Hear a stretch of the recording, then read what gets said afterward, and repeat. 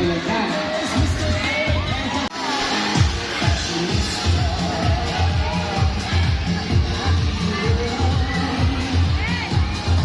Mr. China. Nabalik lang. Dalawang po yan. Dalawang po. Dalawang po. Dalawang dalawa pala isang. Mula sa ikain na balik lang. Contestant number 5. Miss Japan. Lenalyn Sophie Express.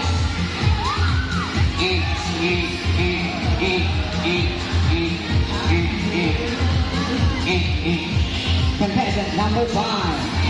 Grade 6. Nama Rora B ng Best in Costume. First place, second place, and third place.